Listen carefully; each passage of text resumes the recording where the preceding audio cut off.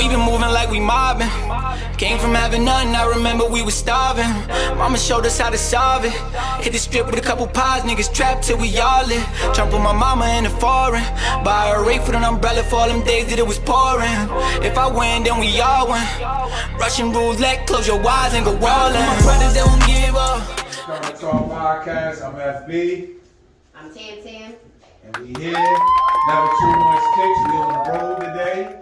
We got two great brothers, legendary. Like I said, this podcast is, we just been giving y'all legends. We on our third one today. Today we got Never2Muchkicks, Tone. We got Pooch, Hipstop, Pioneers. Thank y'all for coming out here talking. From the Herbs era. Like, so we walked up the street, I get some sneakers at Herbs or Salvins. But then I was seeing the Never2Muchkicks, a couple of people that I know that knew you, they were saying, I'm like, where's this store at? Finally, when I met you, it was during a party. We called it party after hour. I came in here, I never seen no, like, this reminded me of some real life razzles or something when I came into the spotlight. Hipstop, I met the brother. He was selling mixtapes when I met you. Now you have a storefront. So the grind, that's why I wanted to bring y'all brothers together like this. To let the people know and show the people that anything is possible. If you went from mixtapes, you got a storefront, brother. Did you know you was gonna get a store? Like what is Hipstop about? Like, yeah. So thanks for bringing that up. Yeah. So no, when the mixtape dropped, I know I was gonna get a store. So the mixtape thing came about a time that I had lost my job, and I remember dibbling dabbling in Waterbury, and I seen the mixtape stand out there, and his name was Brett from Uptown Records. He's legendary. Every top DJ dropped his mixtape on. So I see this tape booth when I was out there, and I got the idea. And when I went back to Hartford, I was like, I'm gonna bring this out here. And when opportunity came, when it's what's the time? It was around 92, 93 era. So it was really mixed. It was cassettes. So it was cassettes. So my man, he had the booth with the speakers, with the umbrella, and that booth ended up being mine. I ended up bringing that later. So I started off with milk crates. 2 milk crates, a little radio, 20 cassettes, $5 each. Sold them in the same day. All of them was in front of my mom's store on Park Street. And I just kept reading up. And what's your mom's store? Because that's legendary. Mom's store. That's legendary. Thank you, man. Legacy. That's legendary, man. Fiesta Time Party Shop. 34 years in business. Yes. And thanks to her, you know what I'm saying? So it was a natural progression from you from going from the stand to the storefront. Correct. Okay. So I started with those booths, and then gradually I started buying more cassettes, and then I went to check Brett, bought the booth stand, brought it over here to Park Street. It was kind of dope because it had speakers on it. It looked like a hot dog stand. Yeah. And I exactly fit 200 cassettes on the front. So this during the 90s though. Yeah, so we had mixtapes, we had IROCs, DJs like Cutmaster C, DJ Rello, Ron G, Tony Touch, Shout out to Ron G, Dirty Harry, IROC Z, Craig G, or DJ Mr. So you was getting them from the actual DJs? Yeah, no, I wasn't getting them from the actual DJs. Brett was. I was getting it from Brett. I ended up moving on to my own and doing my own thing. But Hipstop, I decided to come with Hipstop because I wanted the stop sign to psychologically tell people to kind of like stop. You know what I mean? So I put a little sign outside, and there was a graffiti kid with some listening to a Walkman with a Hipstop sign. So I put the sign outside. It sounded like hip hop. Hipstop, make people stop in the corner. Nice. So I put the sign. So that's how Hipstop came about. So then once I came up with that name, I just stuck to it because I invested in branding that name. I can't change the name later. You know what I mean? So I went from Hipstop, the mixtape booth, to Hipstop clothing. And I remember having a conversation with my wife saying, "What am I gonna name the store?" And my wife was like, "Hipstop." This process, because you gotta trust the process. During that, if it's not paying you, like the people, like your wife, you could be saying like, it had to be a time where you telling her, hey, this is gonna happen. Like, it could be people like, yo, maybe that shit ain't making no money. That ain't making no money right now. Why you keep doing that? Like, did you have to go through that? Or was it, because I know it's never a straight. I mean, with that particular product, with Mixtapes, or you talking about in general, like when you're trying to establish something and people. Because mixtape, did you ever think a mixtape that, like you said, in the crates, did you think that was gonna take you to a full store, what you got now? Not right away, but once I sold them and I saw the impact how it went on the first day, I knew that I had something going because no one else was doing it at the. Oh, actually, Chris Pittman was doing it at the time from Harvard. They was getting the shout outs. I forgot the spot. He had the hip hop store over there. I think his name was Andy. Them dudes, they was getting the shout outs because they was getting it from the DJs. Everybody wanted a mixtape. It was just a hit. It was just. So it was Yeah. So I was doing it. I made it. It was money in that? Yeah. So it'd be some days you were averaging between $300 to $500 a day. Off of mixtape? Yeah. But respectfully, he took it to another level because he started burning, he started selling his shit. Did you go straight from mixtapes into the clothes, or was there anything No, in I went between? from mixtapes, Yeah. cassettes, to then it was a process to CDs. Okay. And then that was a whole different business because Gotcha. cassettes were $10 at the time. When I first started buying CDs wholesale, the first DJ Clue or 20 Touch CD was like the biggest thing because It was. it was like, wow, now we got it on CD. It was a cassette only. Now we got 20 Touch on CD, we got WAP on CD, and now that CD is a $30 CD because my price was $15 wholesale. It was the first time that CD came out. Yeah, it was a $30 CD. Hell yeah. So boom, it was $30 and it was rinsing. Let me get that new Clue, and I was the only one with the Clue CDs. Then they started innovating. So you had to buy the burners, the CD. That was later though. I wasn't doing that. I wasn't thinking like that at the time. You know what I mean? Later on, I was like, you know what, I could do this myself. I'm giving these people this my money. You know what I mean? Then grab, And then it's having that old school mindset, thinking like, I'm not nice with computers, or this and that. I had to take the time to actually mess with the computer, download this, mess with it. Yeah. So I learned how to download this and do all this. And then I'm sure digitally that all just changed the game. Mm-hmm. But it's still going now.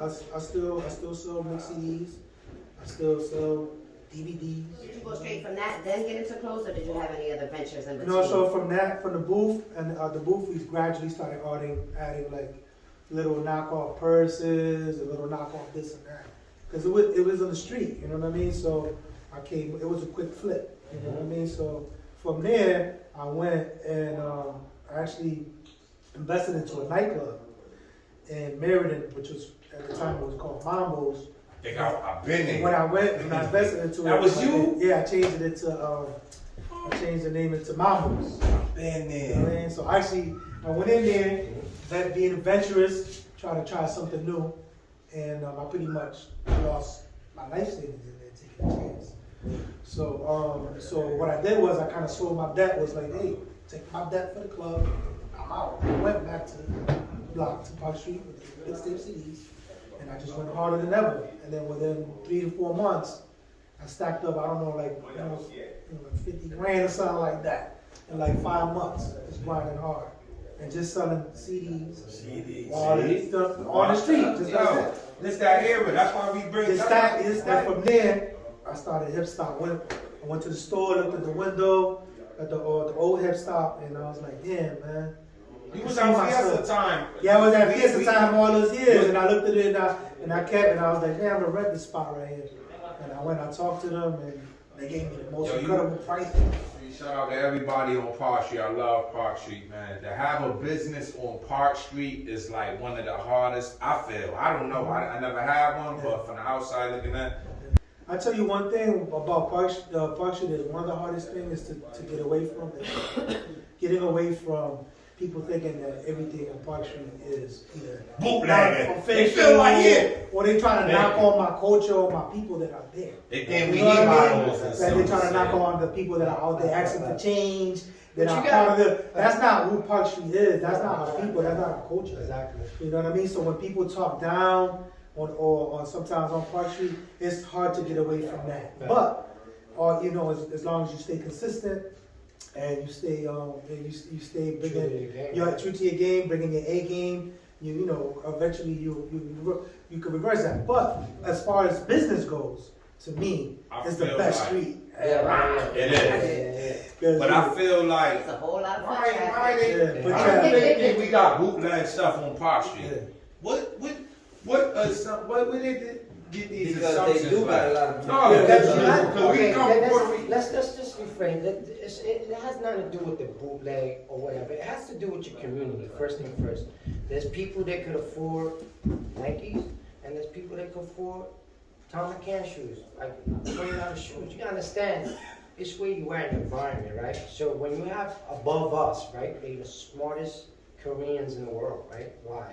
Above Because us, above us, that's a bootleg right? stuff, right? No, it's not. Stop with the bootleg, man. It's not bootleg, bro. It's It's just- just a brand of clothing It's that just you not don't being touch, brand, not being brand. and that we don't touch because we so caught up with the bullshit hype of what society throws at us, right? So you get caught up with with your Brands. facades and your brand shit, right? It's not bootleg. It's a smart business. It's a smart business move. Like what Shaq Because did for sneakers. yeah, I mean, Yeah. because you gotta understand, dude, not everybody can afford $100 outfit, bro. And you on Park Street is a poor neighborhood, bro. Let's be realistic now. The surroundings, right? I know a lot of rich people So in Park Street. forget about that, but realistically, it's not a rich environment, bro. It's not West Hartford. It's not. It's not Farmington. You feel me? So yeah, you got caught up with the fact that you have all these young entrepreneurs putting up stores. You don't have a Nike account. You only have sports stuff. And sports stuff was legit to the point when the slick shit starts and everybody wanna now sell bootleg Nikes out of it. But that's not our fault, that's not his business. That's just, you tarnish your name, that's your problem. But you're in a low income city. Park Street's low income. Yes. How would I wanna put a fucking emblem on Park Street? I wouldn't wanna do that. I will put above us all day, because that's what the people could afford. And a brother put Hipstop. And he put Hipstop, so his clothing. That's hard. His clothing has nothing to do. Listen, His I grew up clothing, in hold Elm up. Street. I used to shop at You Ross. ain't Like his clothing, he's got clothing for everybody. Everybody.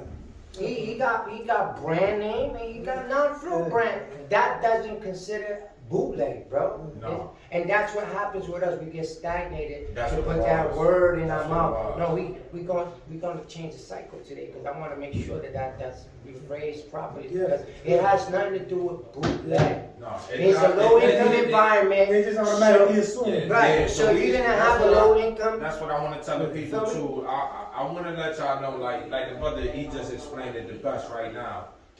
We were stagnated. They put that up there like we gotta go to the mall and get some good clothes. We can't go to Park Street. It felt like they made us feel like that though. They You made us made feel it like that that. though. No, I didn't. Hold up, I it's didn't not make they. it. The people made it that people, way. yeah. Our people made it feel Like that way. I had to go to Herbs to get some real Nikes. Like I had to go to Salvins.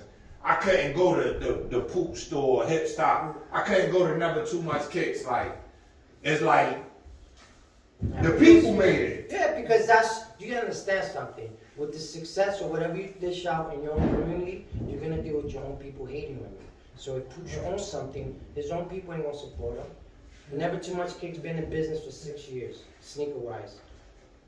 Ain't too much people supporting me.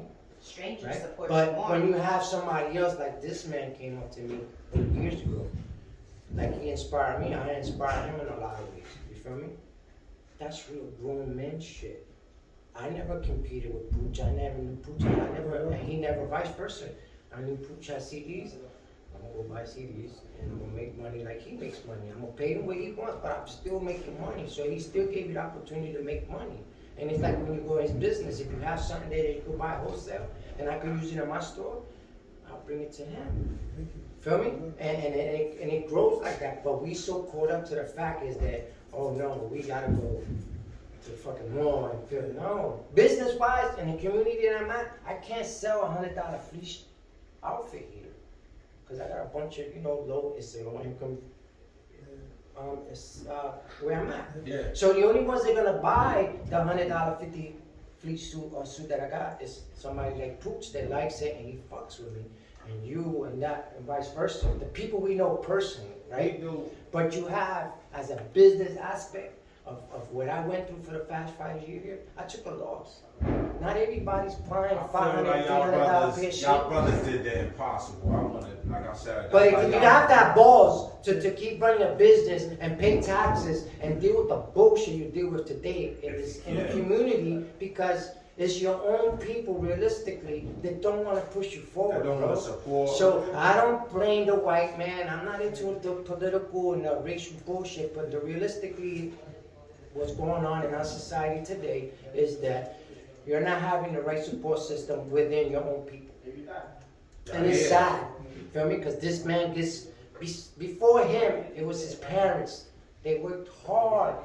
And I only have 20-something years in Hartford, and my wife is known, right? And his nephew is my people's, whatever. But what I'm saying is the time that I've been here and the time that I was incarcerated, I heard of these people, you know, I heard of his parents, you know, himself, right? And he took what his parents planted and he ran with it. And that's beautiful. That's even a better story than mine. And we have respect for it because this came from a man that took what his parents embedded in his life to show me today and show others from this neighborhood to what it is today. A pattern that a lot of people seems to forget, and yeah, you giving light to it, right? It's a beautiful thing. But the realistic thing of the reality of everything, a lot of people don't want to hear the truth. And if you're gonna ever have any podcast, you might not like me because of that, because the truth is spoken. And the truth has to be spoken. Yes. So, back respectfully thank you. to him, and back to that, it has nothing to do with bootleg, man. It just has to do being smart and being a businessman. Yo, believe it or not, I'd rather have a dollar store than a boutique store that I put my life savings to it to please your motherfuckers out here, bro.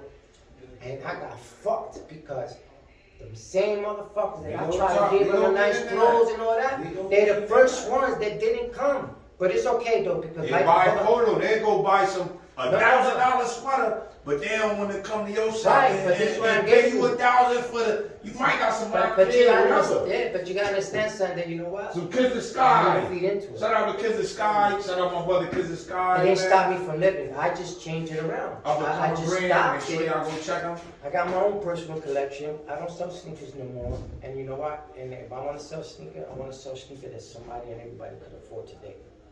So I'd rather deal with Fila, and I'd rather deal with a low brand sneaker company The brother got than the Nike. Filas. The fact is that Fila was willing to give me Filas today, my store, before Nike. So we found a spot, and gradually, long story short, we opened it up, and we started. We had one side, and then the next year we rented the spot next door was a check casher. Yeah. Made a hole in the wall, and then we made it, two Bigger stores spot. in one. Oh, that was a checker? Yeah, I didn't remember that. we rocked there for like 8 years, and then we moved to our new location. So with Tom, Never2Muchkicks. What made you want to open up a? Like, how did that start? The name. Was that your Is it? first big business venture, No, or was it something like? I own the car wash in Hartford. Okay. Right there off on South Street. South Street. I was there for 7 years. I was there with my brother. Never2Muchkicks, man. You on the car wash. Yeah, on the car wash. Right there, right next to straight away from heaven. Good detail spot. I've been there for 7 years. That was you? Yeah, me and my brother. Yeah, I was 7 years. Pro Shine. So we did that for 7 years. It's funny because I was moving from place to place. Because when I came home in 2000.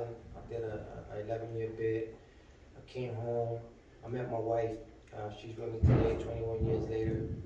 I met her and she was getting tired of the sneaker shit. Cause I had like over 300 pairs of sneakers. And then when it got to like 2,500 pairs, it got So you a sneakerhead? Yeah, I was a sneakerhead. I was a pure sneakerhead. So my daughter, well, we kept on driving by, so we moved to Manchester. So the dude was like, yo, Tony, this is the last time I'm gonna move you because it's just too much shit with your sneakers, blah, blah, whatever. So we used to drive through here. My wife said, "Hey, we should just open up a spot." And I did 2 shows. Like I was doing sneaker shows, and you know, people was like, it was just. With your sneakers or? Yeah, with my own personal sneakers. I would just open You up. had that much kicks? Yeah, all my shows was like 10 tables by myself. But listen, so my wife said, "Yo, there's a little location right here," and I started. It was 300 square feet. So to make long story short, Now we got time. I got 3 people that was down with me. My boy Mo, and I gotta keep him private because you know conflict of interest. But Mo and 2 other dudes, I put them down as a team, and my daughter came up with Never2Muchkicks, 2345. So when I trademark, which is important, trademark brand. Trademark. It's a well trademark. It's not citywide. I don't got no. So when they look it up, it's not a you. bootleg trademark. It's trademark. Tell the people, nah. So trademark, you got different trademarks. You got city trademarks and you got worldwide trademark, international trademark, and that's what I do. I'm like my trademark family. They trademark up in my Fat Joe stores. The Hub. They trademark a whole bunch of other brands and people. And he come from. He was a paralegal for 5 magazines, hip hop magazines and all that. My boy Trademark Rob, he was facing 25 life. We beat the case. He became a paralegal, whatever. Make sure you know he just became for the hip hop world. He just started trademarking and getting everybody learn, showing us today the Boricuas and Morenos like, yo, you know you gotta know what you own, your rights. You feel me? So you gotta trademark. Everybody knows this shit. I learned when I came home. Don't. So when I came home, I trademarked my brand. So we put out the 2345, and the 23. My mother's birthday was now. Is that Jordan? I feel like that's Jordan. Yeah. So 2345. My mother's birthday is February 23rd. I was 45 years old when I came up with the brand. So when I said, "Babe, let's do 2345," she said, "Dad, you sure it's gonna have a problem?" I said, "Why?" She said, "Well, 23 was Michael Jordan, 45 when he retired and played baseball." I didn't think about it like that. I swear to my mother, my daughter, and she rest her soul. So when I called my boy real quick, I said, "Yo, see if this shit goes through." It went through. Not even Michael Jordan could fuck with me. That's honest. So the 2325 Never2Muchkicks, it became a trademark brand. So my daughter came up with the concept with the string. The 2 is a sneaker line, a sneaker lace. If you see the tip of it, it's like a sneaker lace. So she came with that. And it got the TM on it. And she I came, noticed and it on your sweater also. we ran with it, and it went through, and it's mine. And after that, Never2Muchkicks came up, and then I had a store upstairs. I had the storefront for 4 years, and then COVID hit. So when COVID hit, I had to think. And between me and my landlord and the people here, we was thinking. And he says, "Tone, you a trader, jack of all trades. You have the retail spot. I got a location on here." And I was like, "Nah, I just put $27,000." So after that, I was like, "Yo, damn, I don't want to go into detail, man. Fuck." But it was hard because I got hundreds of $1,000s of shoes, and you know nobody's buying sneakers. You got a store, right? Y'all brothers. Mm-hmm. I walk in that store now. He got exotic sneakers. He got exotic clothing. Like the come up is crazy. Like Not yet. when with you had a sneaker store, but not no cheap sneakers. Yeah, hard to get But sneakers. I had a structure, a business structure. You can't just have. But how you go from that? Like you just dove into the fucking fire. Like you selling like It's just my upbringing. the plugs. Like let's talk about the plugs. This is an upbringing. My upbringing is different. I mean, from everybody else's, and everybody else got different upbringings, right? I'm from the South Bronx. I'm from the Neverland of hip hop. Shout out to South Bronx, my Right. family Hip-hop. out there. Thea, I love you. Bronx. Yo, por ahí. You know, I grew up around doing the Fat Joes and a lot of celebrities that I I grew see up you when around. you close Tony with Sunshine. I see you you know. out there in Miami. You know, I grew up with these dudes, and everybody. Shout out to guys. To each his own. Everybody go their own way, whatever. But I always had a passion for You sneakers. started a sneaker I store. was tired of hustling. I was tired of going. I did a bid, whatever, and I took my money and I flipped it, and I came up with a brand first, and I said, you know what? I got enough sneakers to open up a store. Wow. So you started off your I own. started my own brand. I don't have Nike account. I don't have Nike account. I don't need Nike. So it was all I'm a size reseller. Was No, it it wasn't all size 9.5. It was all size 9.5. Not because when I used to buy sneakers, I used to buy a variety of sizes because I already had this plan, bro. I had a vision, bro. I had a vision 10 years before I even thought about what I'm doing today.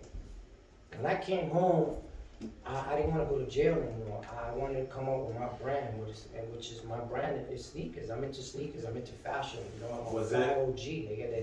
Was it successful starting the business? How did it Yeah, go like the first? so my first store, which was 300 square feet, my first day, my first opening day, my grand opening, I generated $19,885. I remember that.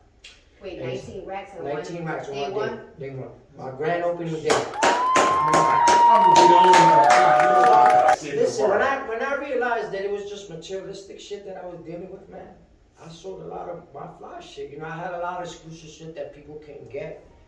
On some local stuff in there too. No, yeah, I deal with my local brands. I do deal with my local entrepreneurs that I try to have them open up their eyes, their vision as far as trademarking their brand. Trademark means a lot, bro. Because if you don't trademark your brand and you think you're the shit because you got just a city local brand, then that's you. You can stay I don't mean to stagnated on interrupt you, that. but a lot of people don't know what that is. I mean, TM with a circle around it. So Go to Trademark Rob. Trademark Rob. is it trademarking your brand, your logo, your name, Trademarking your brand, everything? your whole. You have to have copyrights to hip hop clothing. That's his. If I try to get hip hop clothing, he's gonna get a 6-figure check. Well, I don't know what type of company he deal with, but I'm just saying figure speech. Somebody got paid. Right. I'm dealing with people that you're gonna give me a 6-figure check. You fuck with my name, you're gonna pay me. So, but like you were saying, the TM it's worldwide. So what the local trademark means basically that it's only for the city of Connecticut.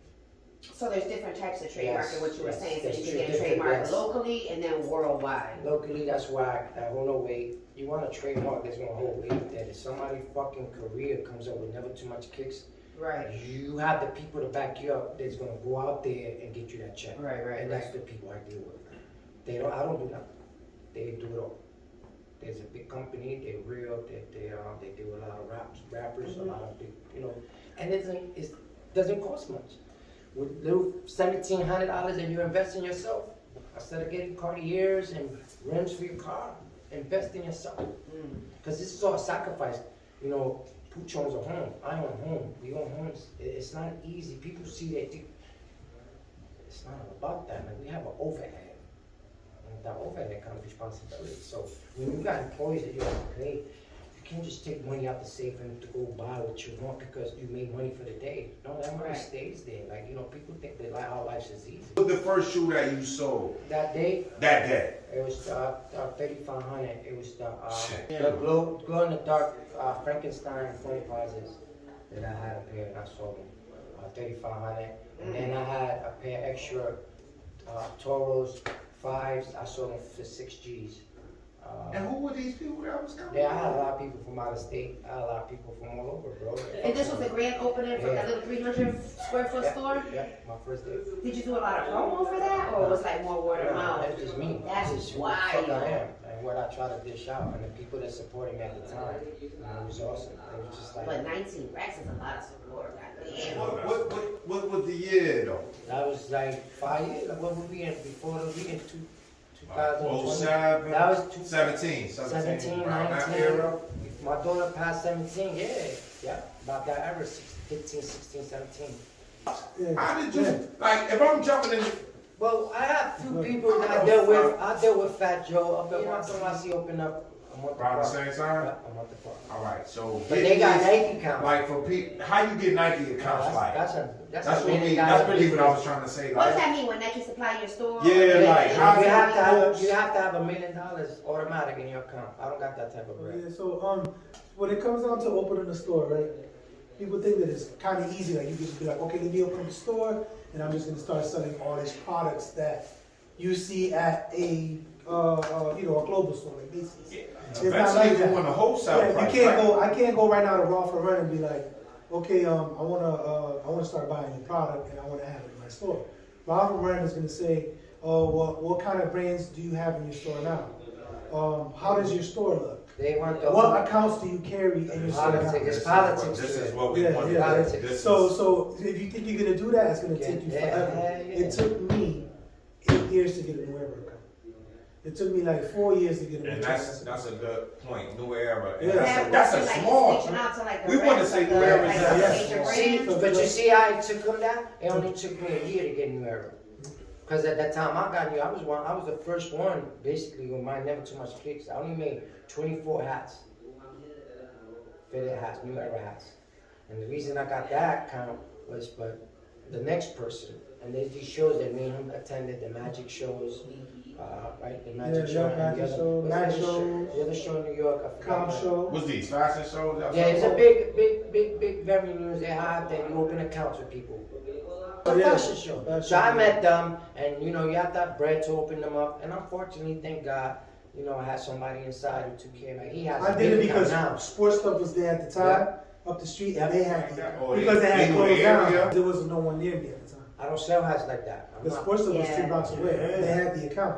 After they closed down, the account wasn't there no There's more. no more rep. So I was able to apply again. And, Got it. So you need to, when you're gonna open up a store, in order for you to get accounts, your store's it's gotta look a certain way. For Do they send people to this? yeah, It's it depends how politics, big the account is. They'll send someone to you. Political So, bullshit. but recently, one of my proudest accounts that I got right now is an UGG account.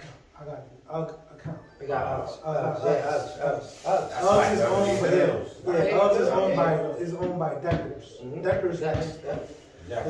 Yeah, they ship out of California, and I went to one of these shows, the Trademarks show, and I went to the shoe show, and it's funny because, and it's sad, I'm gonna say this, I'm gonna put this out No, there. it's true. A lot of these shows, when you go to these big clothing brands, a lot of the people you see, these reps are not your complexion. You know what I'm saying? So a lot of the time when you go with a name like Hipstop that sounds like hip hop, they might not want that. Something that sounds like hip hop That with their association. brand. You know what I mean? Because Politics. so it's all politics. So now the way I started going about it is now I'm the Spanish guy. I'm seeing these people, they're looking at me like, who's this guy? What? Does he really got accounts? Because they kind of like judge you. Yeah. You know what I mean? They kind of size you up, like, what store, what you got? You know what I mean? Yeah. A lot of the times, in the beginning it's okay, but now after 18, after so many years in the game, you kind of like lay it out on them, and listen, this is what I'm about. You kind of know the terminology of what to say from the beginning. They know by the account you got anyways. Exactly. But now what I do is, I don't even go on my now. I don't even go anymore. I got my better side, my wife, she's beautiful, she's charming, she got a way with words. She go represent Hipstop, you know what I mean? Do you find it easier though? And it's now that easier. you put your foot in the door, Listen. so now you're able to Why- be like, well, I carry this, Yes. and I carry this, so now it opens up. No, a but lot because of that doors strategy, for you. I was able to land UGG. And now UGG is I ship UGG out every week around the whole Yo, country. now for Fashion Box and Bradley's was where I used to do remember school Fashion shop. Box? Yeah, That I was used to on do Park school- Street. Yeah, right next to Over there. Lawrence. And just so people know, Yeah, just so people know, if you ever doubtful about a store, you can always call Deckers and be like, Deckers, hi Deckers, there's a store on Park Street selling UGGs. It ain't too much Hispanics that have Uggs in their shoes. No, that's a fact. No, that's what I. But now, that's what I'm amazing. saying. Listen, this is a white internet. man It's a global. Not respect, disrespect. UGG is a global brand. That's why You're I not want gonna to see know, like, UGGs. how did you The land closest these? store- What yeah. you just said. You gotta go to the fact. You gotta go to this You gotta trademark remember, we show. talking to the people too. You gotta go to these fashion gotta shows. go to I was at the Magic Show in Vegas, and I landed Calvin Klein. My wife went. She talked to the rep. Boom, everything won. Opened up That's the Calvin awesome. Klein. So Another now- global brand. Right, but So then, these people right. are willing to work with us, but we just gotta go find them like that. Like, Yeah, well, go no, to- you need to reach out All to right, them. and do you have that? You like you said, they come in. But okay, so you need to reach out to them. Networking. But now they got these shows for people like us who own our businesses that we go to, and all these brands are there. We got New Era's there, Timberland's there, all the brands are there. They have this all booth. these people. Their booth is here. The booth you have. Nike there too. There's No, Nike. you don't really see them out there You no don't more. see You Nike. know, because they're not even opening no more. But you got Fila, you got certain Yeah. sneaker brands that Well, go all the clothing brands that you want, and your cookies, and they're all cookies, there. all that. So they're here with their booth, showing you their line. They're showing you what's coming out Spring lines, 6 fall months line. from now.